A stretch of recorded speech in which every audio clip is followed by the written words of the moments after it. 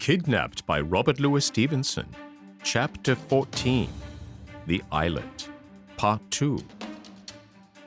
This was the day of incidents. In the morning I saw a red deer, a buck with a fine spread of antlers, standing in the rain on the top of the island, but he had scarce seen me rise from under my rock before he trotted off upon the other side. I suppose he must have swum the strait, though what should bring any creature to ear raid was more than I could fancy. A little after, as I was jumping about after my limpets, I was startled by a guinea piece, which fell upon a rock in front of me and glanced off into the sea. When the sailors gave me my money again, they kept back not only about a third of the whole sum, but my father's leather purse. So from that day out, I carried my gold loose in a pocket with a button. Now I saw there must be a hole, and clapped my hand to the place in a great hurry. But this was to lock the stable door after the steed was stolen. I had left the shore at Queen's Ferry with near on £50. Now I found no more than 2 guinea pieces and a silver shilling. It is true I picked up a third guinea a little after, where it lay shining on a piece of turf.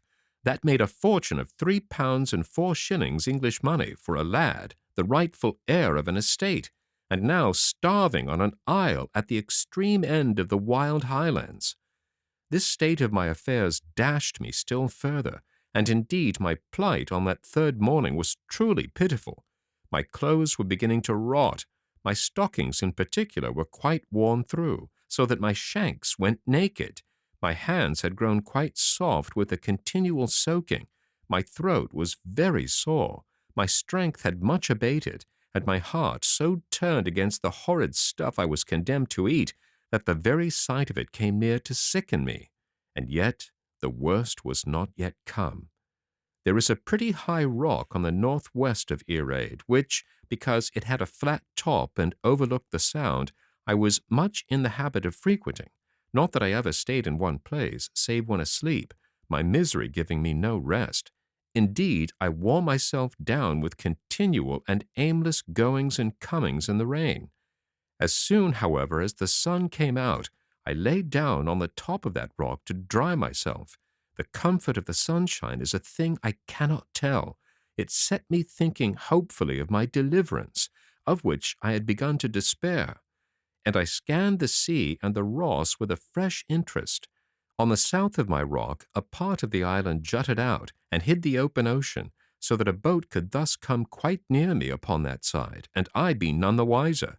Well, all of a sudden, a coble with a brown sail and a pair of fishes aboard of it came flying round that corner of the isle, bound for Iona.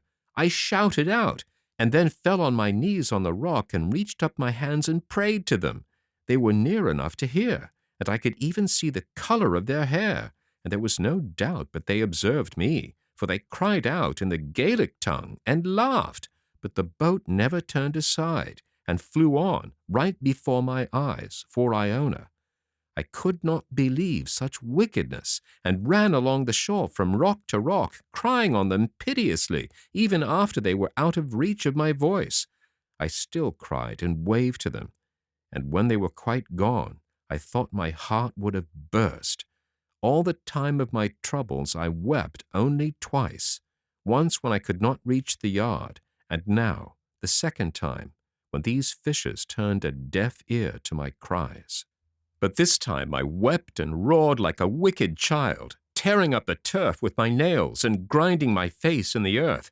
If a wish could kill men, those 2 fishes would never have seen morning, and I should likely have died upon my island. When I was a little over my anger, I must eat again, but with such loathing of the mess as I could now scarce control. Sure enough, I should have done as well to fast, for my fishes poisoned me again. I had all my first pains. My throat was so sore I could scarce swallow. I had a fit of strong shuddering which clucked my teeth together, and there came on me that dreadful sense of illness, which we have no name for either in Scotch or English. I thought I should have died and made my peace with God, forgiving all men, even my uncle and the fishers. And as soon as I had thus made up my mind to the worst, clearness came upon me. I observed the night was falling dry. My clothes were dried a good deal. Truly, I was in a better case than ever before, since I had landed on the isle, and so I got to sleep at last with a thought of gratitude. The next day, which was the 4th of this terrible life of mine, I found my bodily strength running very low, but the sun shone, the air was sweet, and what I managed to eat of the shellfish agreed well with me and revived my courage. I was scarce back on my rock, where I always went first thing after I had eaten, before I observed a boat coming down the sound, and with her head, as I thought, in my direction. I began at once to hope and fear exceedingly, for I thought these men might have thought better of their cruelty and be coming back to my assistance. But another disappointment, such as yesterday's, was more than I could bear. I turned my back accordingly upon the sea, and did not look again until I had counted many hundreds. The boat was still heading for the island. The next time I counted the full 1,000, as slowly as I could, my heart beating so as to hurt me. And then it was out of all question. She was coming straight to Earaid. I could no longer hold myself back, but ran to the seaside and out from one rock to another as far as I could go. It is a marvel I was not drowned, for when I was brought to a stand at last, my legs shook under me, and my mouth was so dry I must wet it with the sea-water before I was able to shout. All this time the boat was coming on, and now I was able to perceive it was the same boat and the same 2 men as yesterday. This I knew by their hair, which the one had of a bright yellow and the other black. But now there was a 3rd man along with them, who looked to be of a better class.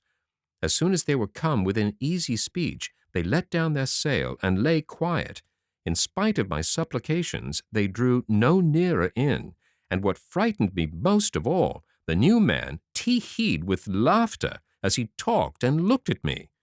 Then he stood up in the boat and addressed me a long while, speaking fast and with many wavings of his hand.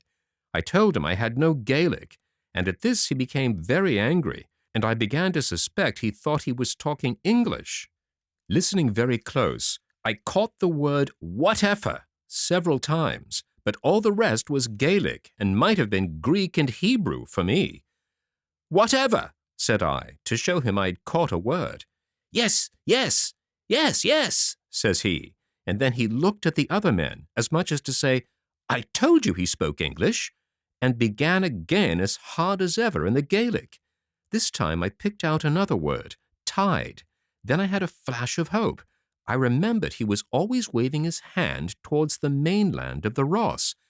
"Did you mean when the tide is out?" I cried, and could not finish. "Yes, yes," said he, "tide." At that I turned tail upon their boat, where my adviser had once more begun to tee-hee with laughter, leaped back the way I had come, from one stone to another, and set off running across the isle as I'd never run before. In about half an hour I came out upon the shores of the creek, and sure enough, it was shrunk to a little trickle of water, through which I dashed, not above my knees, and landed with a shout on the main island. A sea-bred boy would not have stayed a day on Earaid, which is only what they call a tidal islet, and except in the bottom of the neaps, can be entered and left twice in every 24 hours, either dry-shored or at the most by wading. Even I, who had the tide going out and in before me in the bay, and even watched for the ebbs, the better to get my shellfish, even I say, if I had sat down to think, instead of raging at my fate, must have soon guessed the secret and got free. It was no wonder the fishes had not understood me. The wonder was rather that they had ever guessed my pitiful illusion and taken the trouble to come back. I had starved with cold and hunger on that island for close upon 100 hours. But for the fishes, I might have left my bones there in pure folly. And even as it was, I had paid for it pretty dear, not only in past sufferings, but in my present case, being clothed like a beggar man, scarce able to walk, and in great pain of my sore throat. I have seen wicked men and fools, a great many of both, and I believe they both get pain in the end, but the fools first.